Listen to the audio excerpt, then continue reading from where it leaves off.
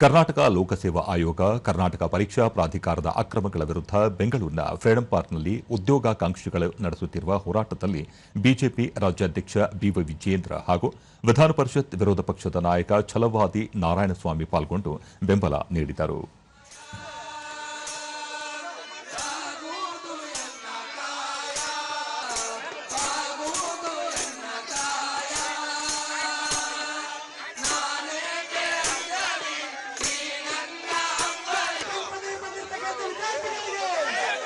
School colleges ಇದೆ.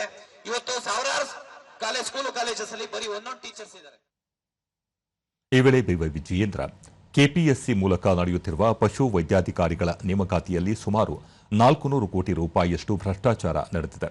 ಈ ಬಗ್ಗೆ ಸಿಬಿಐ ತನಿಖೆ ನಡೆಸಿ ತಪ್ಪಿತಸ್ಥರ ವಿರುದ್ಧ ಕ್ರಮ ಕೈಗೊಳ್ಳಬೇಕು ಎಂದು ರಾಜ್ಯ ಸರ್ಕಾರವನ್ನು ಒತ್ತಾಯಿಸಿದರು.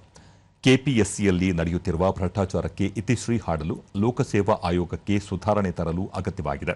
ಸದನದಲ್ಲಿ ಈ ಸಂಬಂಧ ಸಮಗ್ರ ಚರ್ಚೆ ನಡೆಸಲಾಗುವುದು. ರಾಜ್ಯದ ಯುವ ಜನರ ಭವಿಷ್ಯದ ಜೊತೆ ಆಟ ಆಡುವುದು ಸರಿಯಲ್ಲ ಎಂದು ಹೇಳಿದರು.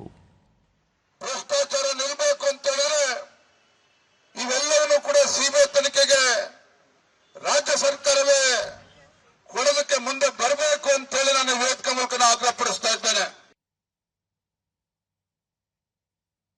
ಛಲವಾದಿ ನಾರಾಯಣಸ್ವಾಮಿ ಉದ್ಯೋಗಾಕಾಂಕ್ಷಿಗಳ ಹೋರಾಟದಲ್ಲಿ ಬಿಜೆಪಿ ಪಾಲ್ಗೊಂಡಿದೆ. ಮುಂದೆಯೂ ಪಕ್ಷದ ವತಿಯಿಂದ ಹೋರಾಟಕ್ಕೆ ಬೆಂಬಲ ನೀಡಲಿದೆ. ಕರ್ನಾಟಕ ಲೋಕಸೇವಾ ಆಯೋಗದಲ್ಲಿ ನಡೆಯುತ್ತಿರುವ ಭ್ರಷ್ಟಾಚಾರವನ್ನು ಕೊನೆಗಾಣಿಸಲು ರಾಜ್ಯ ಸರ್ಕಾರ ಅಗತ್ಯ ಕ್ರಮ ಕೈಗೊಳ್ಳಬೇಕು ಎಂದರು.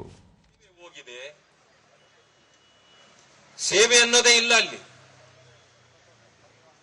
ಟೋಟಲಿ ಈಗ ಭ್ರಷ್ಟಾಚಾರದಲ್ಲಿ ನಿರತವಾಗ್ಬಿಟ್ಟಿದೆ.